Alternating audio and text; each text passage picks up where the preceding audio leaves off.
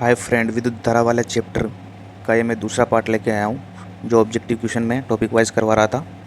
तो विद्युत धारा का अगर पहला पार्ट आपने नहीं देखा है तो आप उस वीडियो को ज़रूर देखना दोस्तों।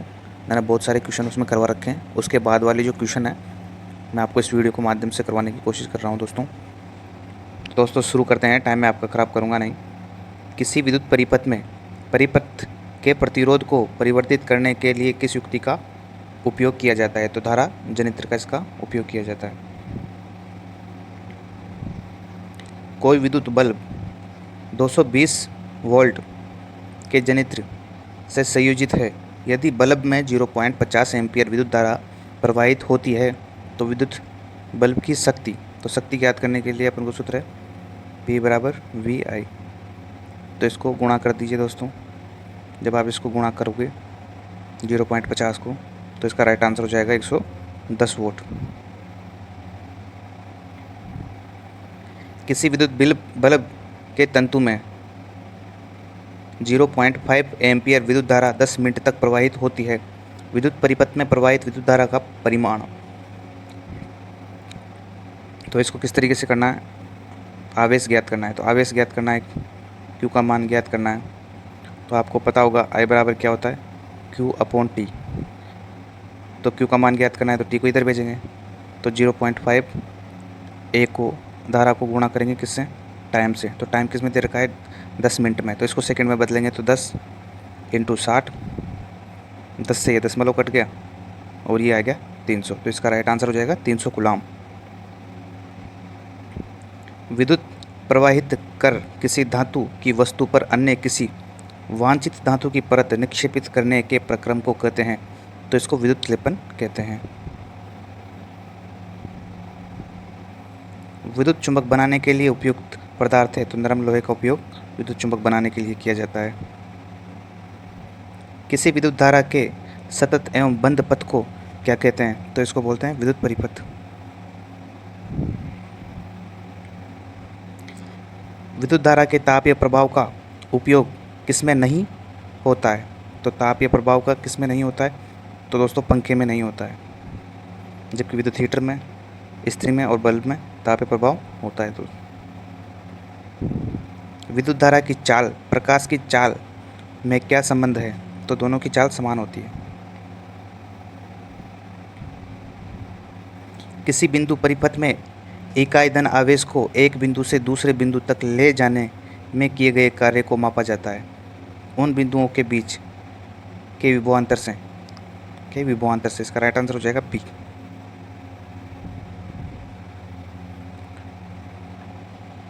वह विद्युत धारा जो तार की प्रति मीटर लंबाई के लिए 2 × 10⁻⁻7 न्यूटन बल उत्पन्न करती है तो वह धारा हो जाएगी 1 एम्पियर। इसका राइट आंसर हो जाएगा 1 एम्पियर।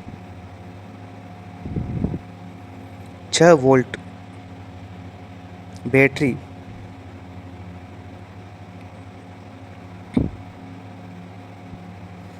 6 वोल्ट बैटरी से गुजरने वाले 1 कूलाम आवेश को कितनी ऊर्जा दी जा सकती है? तो इसको 6 जूल दी जा सकती है दोस्तों। गुणा कर लेना।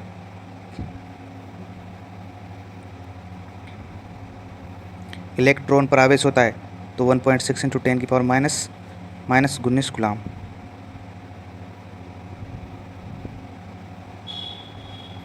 समांतर क्रम में संयोजित 10 प्रतिरोधों का जिसमें प्रत्येक का मान 10 ओम है समतुल्य होंगे तो समतुल्य 1/R। इसका सूत्र क्या होता है? 1/R/R1 + R12 इस तरीके से होता है। तो इसने कहा प्रत्येक का मान 10 है तो नीचे 10 10 10 बार आएंगे तो नीचे कॉमन 10 ले लिया और ऊपर 1 1 1 जुड़ के कितना हो जाएगा? 10। तो इससे कट जाएगा,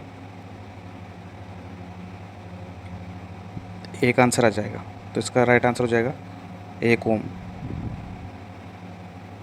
समांतर क्रम में और श्रेणी क्रम में अलग होता है सिस्टम। अगर बैटरी से केवल प्रतिरोध के एक समूह ही संयोजित है तो स्रोत की ऊर्जा निरंतर पूर्ण रूप से किस ऊर्जा में परिवर्तित हो जाती है? तो ये तापीय ऊर्जा में परिवर्तित हो जाती है।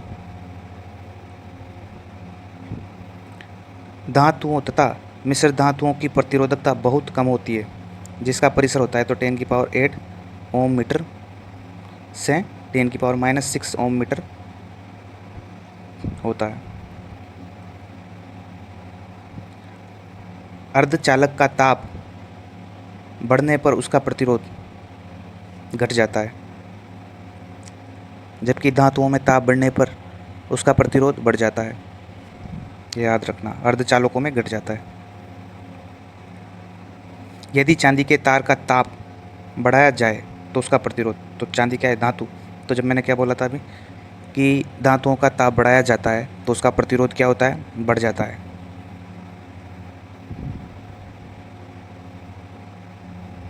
यदि R1 तथा R2 दो प्रतिरोध समांतर श्रेणी में जोड़े हैं तो समतुल्य प्रतिरोध R से अधिक, R2 से अधिक, प्रत्येक से कम। तो इसका राइट आंसर हो जाएगा प्रत्येक से कम।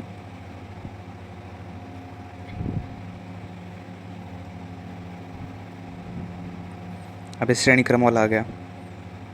4 समान प्रतिरोधों को श्रेणी क्रम में जोड़ा जाता है तो उसका तुल्य प्रतिरोध, तो समान श्रेणी क्रम में किस तरीके से जोड़ते हैं, R1 प्लस R2 इस प्रकार से डेट डेट। तो चार प्रतिरोध है तो इनका मान किसके बराबर है, 20 के बराबर। तो 4 को 5 से गुणा करोगे तो किसके बराबर हो जाएगा, 20। तो इसका राइट आंसर हो जाएगा ए। प्रत्येक का मान कितना है, 5 ओम। धातुओं में धारावाहक होते हैं, तो मुक्त इलेक्ट्रॉन धातुओं में धारावाहक होते हैं। एक बल्ब से मिनट में 12 कूलाम आवेश प्रवाहित होता है, तो विद्युत धारा का मान ज्ञात कीजिए। किसकी, 1 मिनट की बात हो रही है दोस्तों। तो कूलाम कितना आवेश है, 120। और समय कितना, 1 मिनट, मिनट को किस में बदलेंगे, सेकंड में, तो 60। तो धारा का मान आपको पता है कितना हो जाएगा, 2 एम्पियर।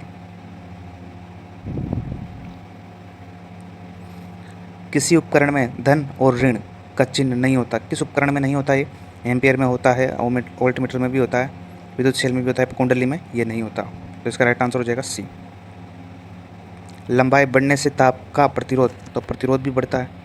तो इसकी, क्योंकि प्रतिरोध पर किसका प्रभाव पड़ता है, तो धातु की प्रकृति का प्रभाव पड़ता है, लंबाई का प्रभाव पड़ता है, ताप का प्रभाव पड़ता है। यदि 5 समान प्रतिरोधों को समांतर क्रम में जोड़ने पर उनका तुल्य प्रतिरोध 10 ओम हो तो प्रत्येक का प्रतिरोध कितना हो जाएगा, तो 5 प्रतिरोध है दोस्तों।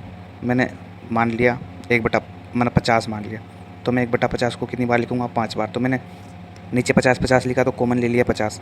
अब 5 बार लिखा तो ऊपर 5, तो काटा तो 1/10, और ये किसके बराबर होता है, 1/r। तो इसका मान कितना हो गया, 10 ओम। तो इसका मतलब 10 ओम हो गया समतुल्य। तो इसका राइट आंसर कितना हो जाएगा, 50 ओम। ये क्वेश्चन आपको आने चाहिए दोस्तों। इस बार रीट का पेपर आसान नहीं आएगा, मुझे ऐसा लगता है। इस बार सरकार बहुत टफ पेपर बनाने वाली है दोस्तों, तो थोड़ा तैयारी को ऊंचे लेवल से रखना। आपको न्यूमेरिकल भी आने चाहिए फिजिक्स के, और केमिस्ट्री में भी आपको सूत्र वगैरह याद होने चाहिए।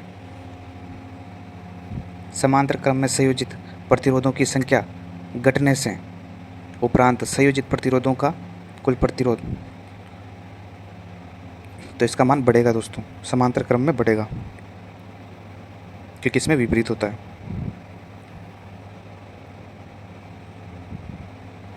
बीस डिग्री सेल्सियस पर सिल्वर का विद्युत प्रतिरोध कितना होता है, तो इसका राइट आंसर हो जाएगा 1.6 × 10⁻⁻8 ओम।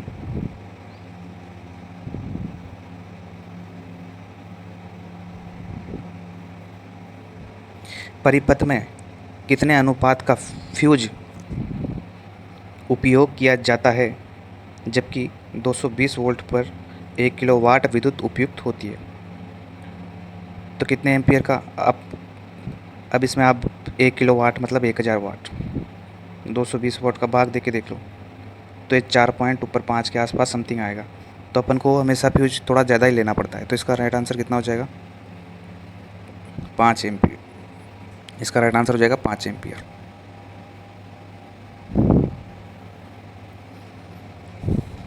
परिपथ में किन्हीं दो बिंदुओं के बीच का विभवांतर मापा जाता है, तो विभवांतर मापने की किस मीटर का उपयोग किया जाता है, वोल्ट मीटर।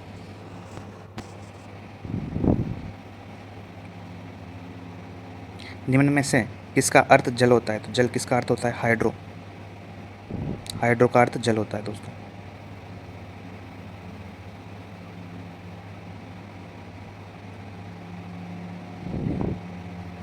ताप बढ़ने पर चालक का प्रतिरोध, तो प्रतिरोध भी बढ़ता है। मैंने क्या बोला था? ताप का प्रभाव इस पर पड़ता है।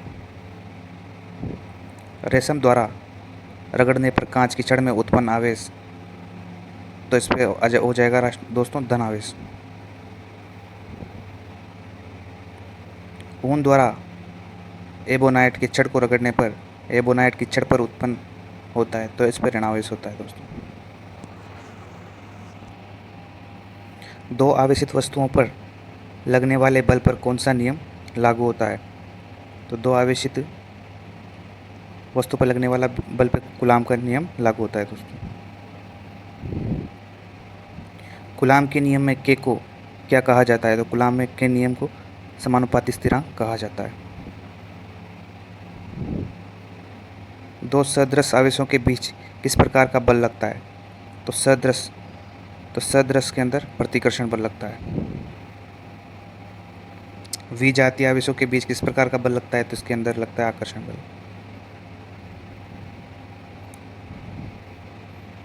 क्या प्रोटॉन आवेश प्रक्रम में भाग लेता है?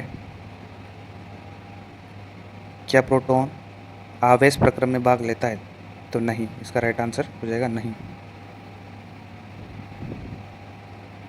रासायनिक ऊर्जा का कुछ भाग खर्च होता है, तो रासायनिक ऊर्जा का कुछ भाग खर्च होता है किसमें?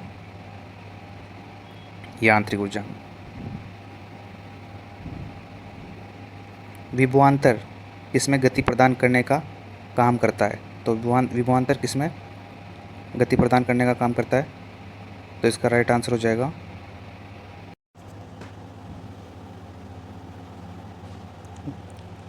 विभवांतर किसमें गति प्रदान करने का काम करते हैं? तो विभवांतर इलेक्ट्रॉन में गति प्रदान करने का काम करते हैं। सेल के भीतर होने वाली रासायनिक अभिक्रिया सेल के दो टर्मिनलों के बीच उत्पन्न करता है, तो विभवांतर उत्पन्न करता है। किसी चालक तार में प्रवाहित धारा के लिए ओम का नियम लागू होता है जब चालक का ताप अचर रहता है, तो इसका राइट आंसर हो जाएगा ए। शुष्क कागज का प्रतिरोध होता है, तो 10 की पावर 12 ओम मीटर इसका प्रतिरोधकता होता है। संचालक बैटरियों को पुनः आवेशित करना संभव है या नहीं? तो संचालक बैटरियों को पुनः आवेशित करना संभव है दोस्तों।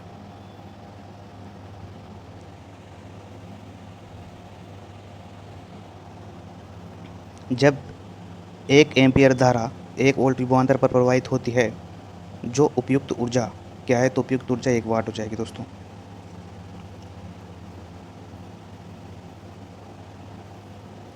एक वाट में कितने जूल होते हैं? तो 1 वाट कितने जूल के बराबर होता है? 3600 जूल के बराबर होता है। बहुत इंपॉर्टेंट क्वेश्चन है, स्टार लगा लेना दोस्तों। ये तो 102 तक के मैंने क्वेश्चन आपको करा दिए हैं। वीडियो बहुत लंबा हो जाएगा, इस वजह से मैं दूसरी वीडियो में बचे हुए क्वेश्चन भी आपको करवा दूंगा दोस्तों। अगर आपने इससे पहले वाली वीडियो नहीं देखी है तो उसको भी आप देख लेना। और ये बहुत इंपॉर्टेंट मैंने आपके लिए क्वेश्चन करवाए हैं। लगभग मैंने विद्युत धारा का सारा चैप्टर इसके अंदर क्लियर करने की कोशिश की है दोस्तों। तो लगभग मैंने सारा समेट लिया है इसके अंदर। तो मैं कोशिश करूँगा आपको जो बचे हुए क्वेश्चन हैं तो उनको भी मैं करवा सकूँ। पर दोस्तों जो इम्पोर्टेंट क्वेश्चन थे अब तक मैं आपको करवा चुका हूँ लगभग। तो दोस्तों आप वीडियो को पूरा देखा करो और धन्यवाद दोस्तों।